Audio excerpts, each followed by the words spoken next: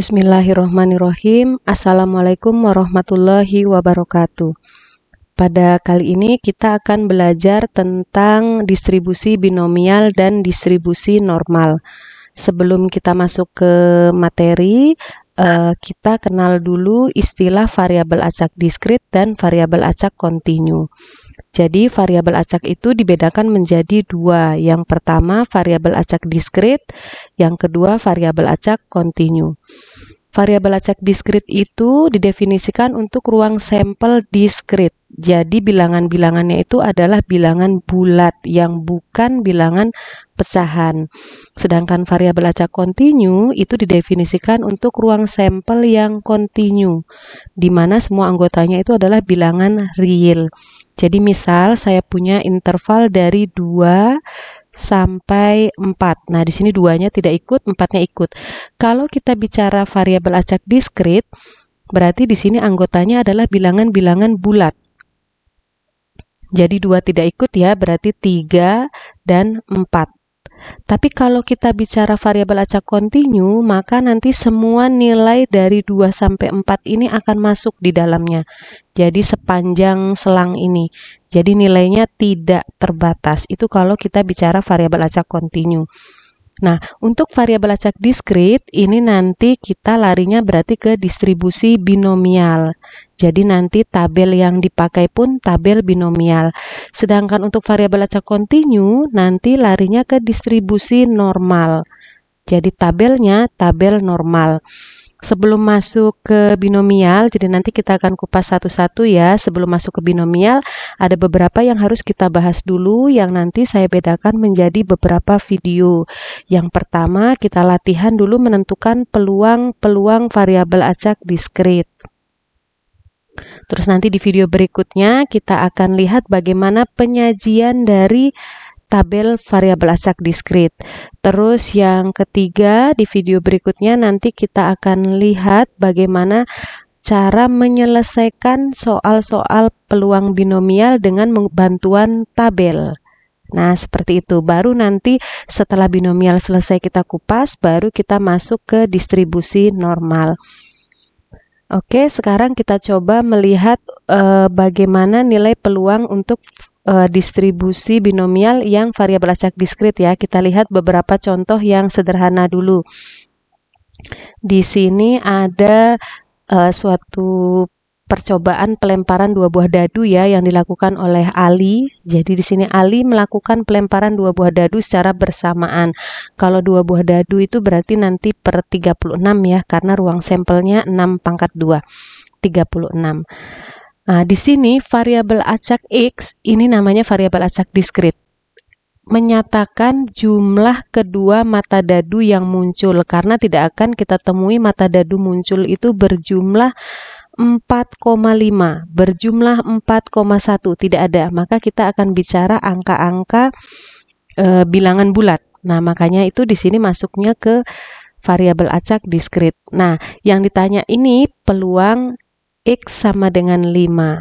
Artinya berarti peluang X itu adalah munculnya jumlah kedua mata dadu.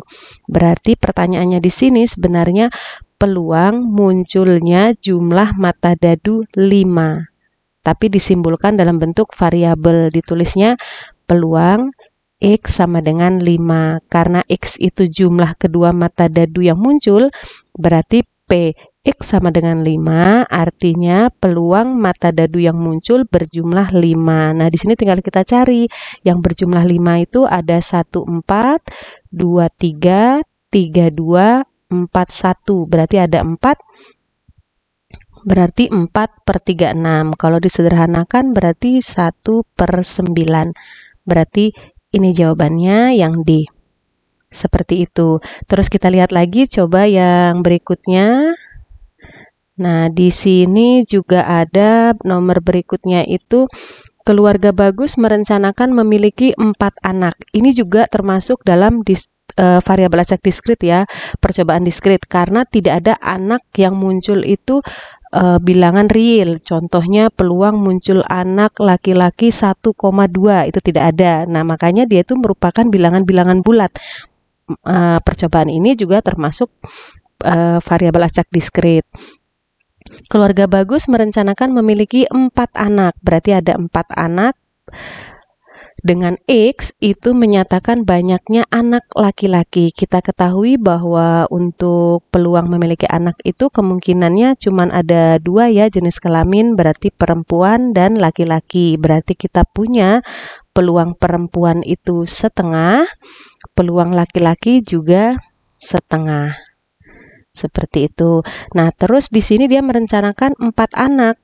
Nah, peluang X sama dengan 1, di sini peluang munculnya, berarti X itu adalah banyaknya anak laki-laki.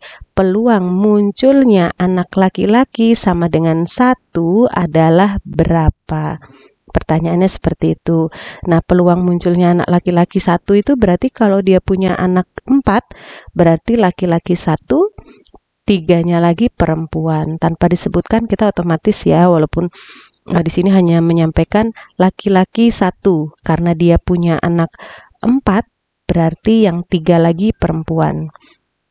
Kita lihat di sini peluang laki-laki itu ada setengah, peluang perempuan itu juga setengah, peluang perempuan juga setengah, peluang perempuan juga setengah. Ini kita kalikan.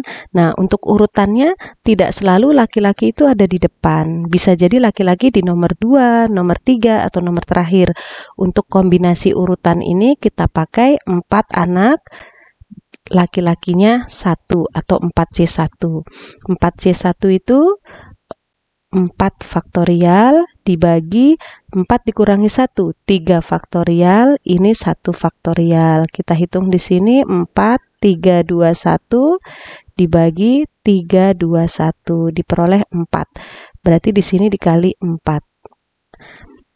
Setengah kali setengah kali setengah kali setengah, ini 4 dikali 1/16 diperoleh 1/4.